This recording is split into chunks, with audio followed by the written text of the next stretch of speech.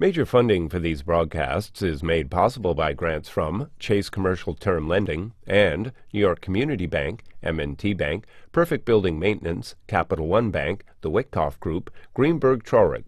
Additional funding is provided by grants from AKA Hotels, Corman Communities, Aerial Property Advisors, AVR Realty Company, Bank of America Merrill Lynch, Bank Leumi USA, Briarwood Organization, CBRE, Colliers International NYC, CPEX Real Estate Services, Cushman & Wakefield, Customers Bank, DDG, Dime Savings Bank of Williamsburg, Douglaston Development Levine Builders, Fisher Brothers, First Nationwide Title Agency, Flushing Bank, Foley & Lardner, Friedman LLP, Gemini Real Estate Advisors, HAP Investment Developers, Herrick Feinstein, Investors Bank, James D. Kuhn Real Estate Institute at Syracuse University, James Orphanides, Chairman USRealty.com, John Katsimides, Red Apple Group, Kilroy Architectural Windows, New York's Window Company, Madison Realty Capital, Massey-Knackle Realty Services, Matone Group, Mercantile Commerce Bank, Meridian Capital Group, Newmark Grubb Knight Frank, New Banks, MHP Real Estate Services, People's United Bank, SJP Properties, Sterling National Bank, Sterling & Sterling, Stonehenge Partners, TD Bank, Terra CRG, The Continuum Company, CUNY TV Foundation, The Moynihan Group, Urban American, and These Friends.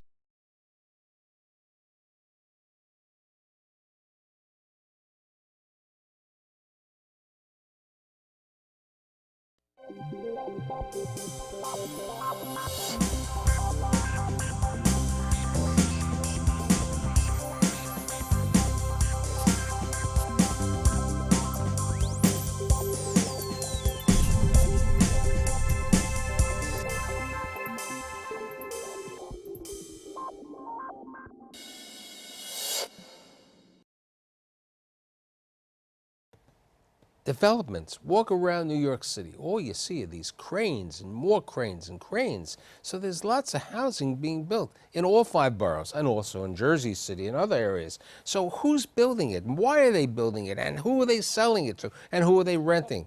So today I've assembled this group of distinguished individuals to provide their insight on what's happening in the residential rental and condo market in New York City and New Jersey. My guests today include Jeffrey Levine, who is the chairman and CEO of Douglaston Development and Levine Builders, Scott Schnay, who's the principal at SK Development, Jim Hedden, who's the senior managing director, development and construction at Rose Associates, and last but not least, the kid from Israel, Eran Polack, who is the CEO at HAP Investments. How are you enjoying the development game in this market? Well, in Israel we learn in English, so this was the best advantage. But we searched few places, and we looked for a place that we can take advantage of the crisis that was, and be prepared for the future when the market will come back, and then we can still walk. And we thought like Harlem and even Washington Heights or Inwood were very fit for that. And now we see that the city is very hard to walk. And in those places, we can still find interesting pieces of land, interesting corners in reasonable prices, and doing projects. And combine between doing condos that are cheaper, condos that will go for $800 a foot, which is unheard of in Manhattan. You bring up an interesting thing. You're saying you're building apartments, which are condos at $800 a foot. As I was saying before the show, I was last week in different parts of Brooklyn, Clinton Hill, down at the end. Those condos are $1,100 a foot. When Jeffrey was a pioneer in Williamsburg, condos, what were the initial prices at the edge, the first edge? Well, we average out at about $950 a no, foot. but the beginning during the crisis? When the proverbial doo-doo hit the fan in 8 and 9, there effectively were no sales, which unfortunately is what happens in the wrong economic environment for condos.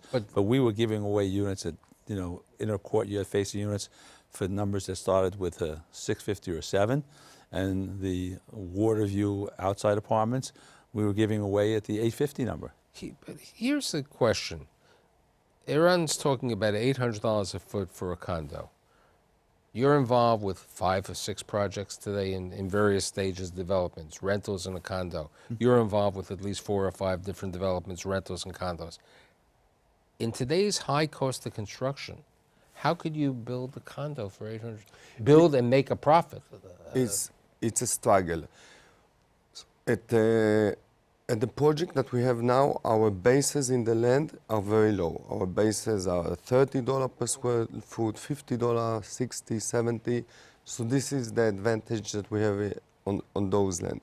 Prices now in those neighborhood for lands are more like 150, 200, and now it's a struggle. We need to struggle to build at 200, 250 a foot, and it's not an easy number to shoot. We're doing it. We're finding a construction company that's doing it.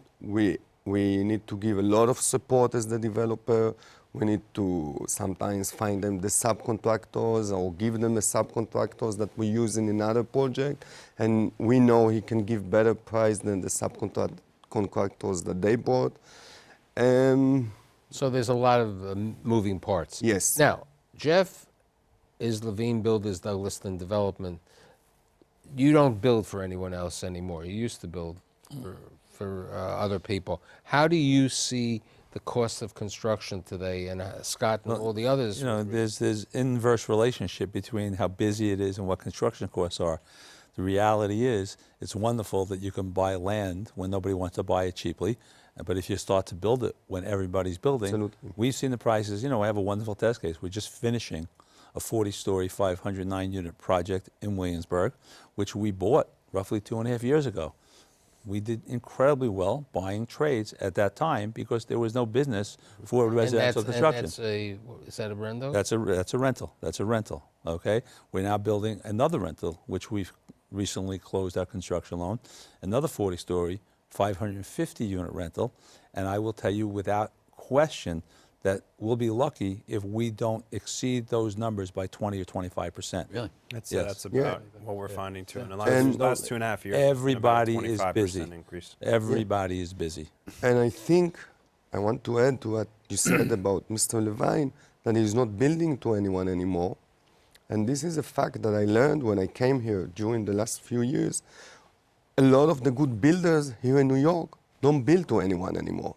They finally understood that they can build They for can themselves. build for themselves. They became like Make Joy a lot of Construction. They money. became, Yes, gone into the like business, Joy, like like- Monadnock and so on. Now, Rose, who's been around for 70, 80 years, over the last couple of years, you've gone into much more developments. Let's talk about rentals, condos, and where. Sure. And when would anyone believe that Rose would be going into Long Island City? It was an unknown market. Yeah, well, they have historically made money in venturing into areas that have, what do you call them, areas that are up and coming, right? So we went into Long Island City, we're into Brooklyn. We have gotten the land at what we consider to be a very good basis, and we have a Now, very in good Long pipeline. Island City, you're doing what? That's a Long rental. Island City, we have a rental. The Maximilian, it's 181 units. It's fully rented at this point, stabilized. Again, partnership with O'Connor Group, and have done very well there. And in Brooklyn, you're downtown Brooklyn. I remember a number of years ago when I was doing a show, and I'm saying, how are they going to absorb 1,800 units when they were building units? Now there are about 6,000 units coming on. 6,000. You know, it's really a phenomenon, even with supply and demand in Manhattan. I know the starting prices in Manhattan to build, I don't think you can build for less than $75 a square foot on a rental side. So it's really pushing a lot of the renters, the residents to Brooklyn. And Brooklyn is, over the last 10, 15 years, has really just changed dramatically, probably more dramatic than any other area of New York City. Scott, let's talk about some of the developments you're working on now. Sure. We're currently completing a 82-unit condo down in the East Village on 13th between 2nd and 3rd called the Jefferson that we, like Jeff, were able to buy it about 2.5 years ago. We're able to buy the construction well and buy the land at what we felt was a good basis, and we're successful there and selling well. We're also in construction now on 4 other projects, 3 other condos and a rental. You're on 39th and 3rd, we're doing a rental. 50th and 2nd is a 57-unit condo. And then 2 smaller condos downtown on Bond Street and on Reed Street. Bond Street, and Reed Street is the fancy neighborhood today. It's a fancy neighborhood. Reed Street is, we're on Reed between Church and Broadway, so we're in sort of the eastern part of Tribeca, but we've done well there. And in general, we've been lucky. We were able to buy most of our projects about 2 years ago in terms of land basis. But like Jeff, we've seen construction costs probably escalate about 25%, where, you know, we bought the Jefferson for about $300 a foot in hard costs, and most recently bought the project on 50th Street for about $400 a foot. Now, what about, you know, at one time there were certain things called tax abatements, and in rentals today, tax abatements, you know, the way you can do it is, as I said in my show a week ago, that if you have affordability, 20% affordable, you're able to do that. But if you're buying land at a high price, it may not even pay. How do you look at the real estate taxes, Mr. Levine? Well, obviously, real estate taxes are very expensive here in New York. That's because a lot of people are willing to pay the price to live here in New York. So there's a yin and a yang to that. With regard to the developments going forward, I recently was at a conference where the City Planning Commissioner, Carl Weisbrot, indicated that tax abatement is an as-of-right program, and short of the state changing that, the 20% low-income component to have a 421A tax abatement will stay in place. It's the discretionary aspects of affordable housing, whether they be subsidy, grant, and or bond allocation, that are all being put back into the mix master to see what comes out. But again, I think that we have an administration that understands housing economics. I think Alicia Glenn has been on both sides of the equation, both working as a deputy commissioner at HPD going years back, and on the finance side at Goldman Sachs Housing. So the reality is, I believe that, as the article indicated in Cranes this past week, that nobody will succeed if no housing is built. And so the blend of affordability mixed with market has to be one which is achievable and financeable. I worked with Jim years ago when he was still, was it Fleet at the time? At the time, that's okay, right. And we won't say how long ago that was. Yeah. And the reality is, look, we are simply passing on the economics to our lenders. And if we cannot make our lenders agree with the underlying economics and projections of a job, they won't get built. You know, but in order, in order to build a building, you have to we have a variety of things. We have the land, then we have to have the structure, we have to have the tax abatements or pay the taxes, but we need this element called money. Now, Jim, as we alluded before, was Fleet, then he was head of the region for Bank of America, Merrill Lynch. How hard, and this question is being posed to Eran and to Scott, even though your family has been in the business many years, how difficult is it for financing for a new kid on the block? Yeah, I think it's a little bit different for us because we are new. We are not citizens here in the United States. We are on a visa. So you have to find your ways. One way, of course, is we are working with the Israeli bank. We're working with Bank Leumi, which is easier for us.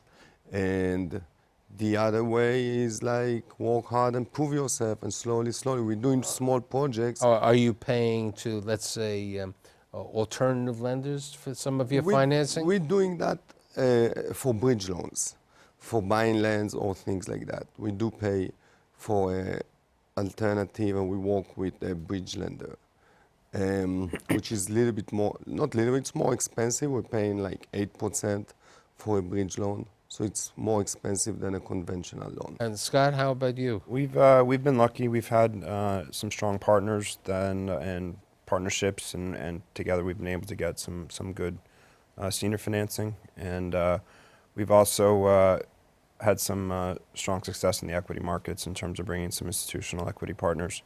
And you know, it's interesting in terms of rental versus condo. It's hard on the rental projects to go with an institutional equity partner. Why? They have timelines. They have horizons. Right. You know, in because general, the fund has a the fund has a certain timeline. In general, we look to build the rental buildings to hold as But assets. you've just gone in. You've just did a $270 million loan with Capital One. The syndicate wanted the loan. There was no question about that. And you have a variety of equity partners. How has the world changed in that venue over the last couple of years? Well, the economics of financing development projects is always changing as a result of outside influences. You know, I remember going back years ago when EAB was in the market, and savings loan gave you 90% of the development costs, and the other 10% of the equity was voodoo magic.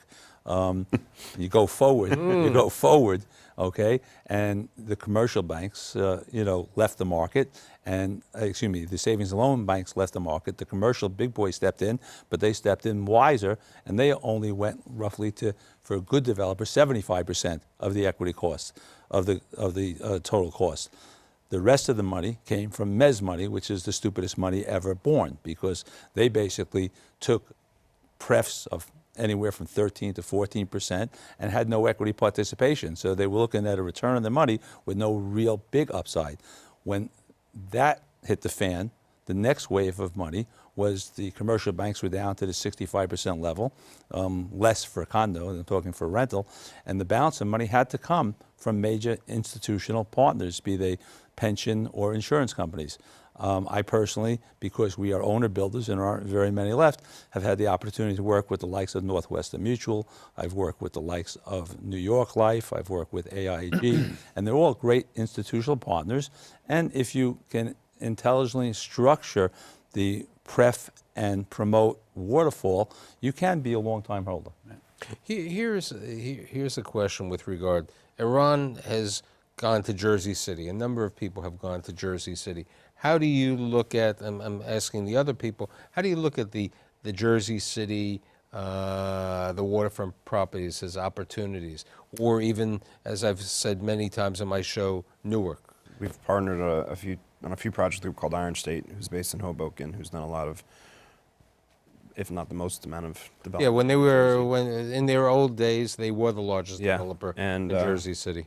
It's a strong market. It's somewhat like Brooklyn in that its rents and land prices are escalating pretty quickly. But the convenience, everything is transit-oriented developments. If you're near trains or if you're near ferries, you have an opportunity. I mean, you're building across the street from the Macy's on downtown. Correct. Over there, so it's great transportation over there. Journal Square, you have the PATH train. You have this opportunity. As I always say, when you're a developer, you have this insatiable appetite that you have to develop. You have to build other places, so you have to look at alternatives. Have you looked at alternatives in the state of New Jersey? Sure. We continue to look at emerging markets, if you will. Look, as rental developers primarily, we're competing with the condo developers. And again, it's a different game. They drive prices. They can spend a lot more for the land than we can. There's not a lot of return in the short run for rental housing, so you have to push the boundaries of emerging markets.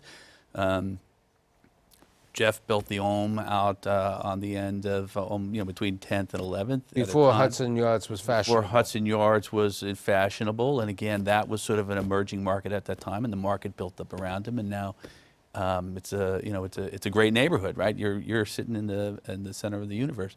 So we are constantly looking at emerging markets, emerging trends to try to anticipate where the housing growth will come from. I think one of the markets that Eran is going to do rather well, and it's a neighborhood that you know over the years, I think Inwood and Washington Heights, because you have the good transportation over there. I think there's a dire, it's 25 minutes into the city. There's also a lot of employers up there in New York Presbyterian. There are other situations over there to build. What's your thought? You're in Lower Manhattan also with 70 Pine. How do you look at the Lower Manhattan market? And I want you to also bring up your thoughts on that. We're very excited about it. I mean, I think our timing has been perfect on that. We got in at a relatively good time, low basis, just before I think a lot of the development, which is now coming to fruition. All of the, Brookfield side is fully leased now. Westfield site is fully leased now. So we're very excited. We're going to open up early part of next year, and we're expecting a lot of. A number of years ago, I remember Jeff and I knowing an individual who was buying a site in Lower Manhattan, and we both felt similar feelings about it. And that site probably was acquired for $80 a foot and recently traded for $500 a foot over a period of 4 years later. Do you see, I mean, the residential rentals in Lower Manhattan have done okay. Battery Park City has done okay. The big question is, I'm talking Lower Manhattan as opposed to Reed Street. I'm talking, you know, the office, Financial Tribeca, district, the financial district. Do you see that as a big condo market? Because 26 Beaver was a failure originally. Maybe it was a timing failure. There were a number of other ones. What's your thought about the condo market in Lower Manhattan? We, I guess we'll find out, right? Larry has his building down on Church Street, and Mac. That's a luxury. That's, you know, that was what we were talking before. That's a luxury like Uber your luxury. 57. Uber Uber But luxury. it does seem that that's what people are building down there. It's There's all good. It's all. When you say it's all good, Well, it's good. It's good for the growth of downtown. but in general, you know, success is good anywhere. Correct. Failure is no good anywhere. Absolutely. And the reality is, Absolutely. the reality is that there were a few uber luxury projects that had the good fortune to be developed during the downturn and delivered on the upswing. You know, Gary Barnett, 157, great Absolutely. example. Steve Witkoff down in West Charles Street. Charles Street in the West Village. These are enormously successful projects. Now, on the heels of that, you have a number of projects, be they Gary Barnett's next project, Maclow's Park Avenue Tower, you have the Park Lane Hotel, you have a number of You have these- Vornado site on Central Tornado Park. site. You have a number of these extraordinary uber luxury jobs with a large number of units hitting the market. And while New York City is the greatest city on earth, that the United States is the healthiest sick victim in the hospital, the rest of the country is concerned, and money is coming here. But the question remains to be seen, are there enough sheikhs, oligarchs, flight money from China? Is there enough of it to sell not hundreds of uber luxury market, but thousands that we're seeing come to the market? And that remains to be seen. Right. That remains to be seen. Yeah. You know, I don't know if it's thousands, but certainly it's. no, it's there's a at lot. least Oh, there's a couple of thousand Couple uber thousand, luxury yeah. over there, and as They're someone big and said, expensive. right, as someone said on my panel last night at NYU, we're talking about expensive price finishings that you cannot believe. Four pipe heating systems, small bone appliances that you've never heard of going into these apartments. How do you find new property? I mean, the competition is there. How difficult is it? It's very difficult, very hard now. And I think the answer to that is look at the other places, like Jordan Square, or Long Island City, which is already a very Long Island City, trendy- you have yes. you have 6,000 units coming on there, and it's really over there. Are we talking about where you grew up? Where you grew up is too high, expensive. Are we talking about East New York? Are we talking about above the train tracks in Queens? I mean, what are we talking, Scott? I think we had discussed a little bit earlier. I think a big part of it may be people going for some sort of rezonings where they're taking a risk on projects or property that's not zoned for residential. I think what we've been seeking out are projects that are more joint venture based or even land leases, which a lot of people shy away from, but we're finding it's really the only way to get new rental sites, because to purchase land to build a rental site is very difficult. So you need to be creative. I agree with you. There are three dimensions, length, width, and height. But the fourth dimension, I feel like going to the twilight zone now, is time. And pursuing variances, ULURPs, for intelligent locations that you can bring to the market in a different time constraint, I think is a very rational way to approach this Now, market. I mean, as I said earlier, last week I went to the Gowanus. I hadn't been to the Gowanus in a long time. I remember 4th Avenue having a number of auto body shops. 4th Avenue looks like housing row. It's one after another. There's this beautiful... That's 4th Avenue towards Park Slope. You move to the Gowanus side, and it doesn't look quite like that. No, but there's 60,000 square foot Whole Foods, which is magnificent with lighting and everything over there. And right around it, besides the Gowanus Canal, is 5 or 6 people planning developments over there. In order to plan those developments, I've looked at them as well, you have to believe that the rents over there are going to continue to exceed $50 a foot and move forward. But I must tell you, to some degree, I've seen this movie before. Neighborhoods which are evolving tend, once the economy hits a bump, to regress. And if you're projecting 50 going to 55, and when you get there, the rents are 40, 45, you're SOL. What about, the 2 boroughs which have not really been talking about? What about Staten Island and the Bronx? I mean, the Bronx has lots of affordable housing that was built due to tax credits. Where do we see, have you thought of Staten Island? Do you know, have you been allowed to go to Staten Island yet? Not Well, I guess I'm building both in Staten Island and in the Bronx as we speak. And again, in many cases, they're special purpose buildings. In Staten Island, we're building assisted living for seniors. We're planning independent living for seniors on an adjacent site. And we're trying to cobble together an intelligent pro forma so we can get our financing and proceed with that. But those are affordable units. Those are not market rate apartments. But I think that in this age, those are very important units for the market because... We need this for the citizens in New York. And people live longer, and much listen, longer. And in the Bronx, we are doing affordable. We're doing this Crossroads project. When it's all finished in 3 phases, we'll have approximately 550 units.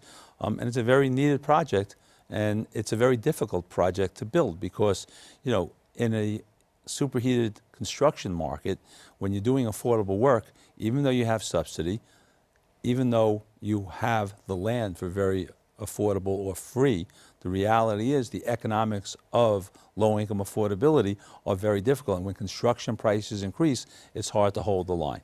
That's right.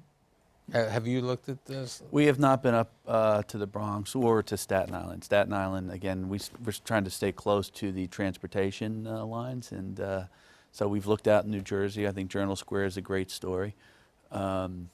We've been out to Brooklyn, and we start to push the boundaries into Brooklyn and into Long Island. So in summation, it sounds like the residential rental and condo market the outlook looks fine. There is a question of the ultra Uber apartments, but if they can be absorbed, then we can have enough sheiks and other ones in that market. As long as the banks, your former home, okay, and other banks are out there and the equity is there by insurance companies and other fine people, and there's more equity coming in, people from Israel wanted to come here and other investments, I think the market will prevail. And I'd like to thank Jeff Levine, Scott Schnay, Jim Hedden, and Eran Polack, and I'll see you next week.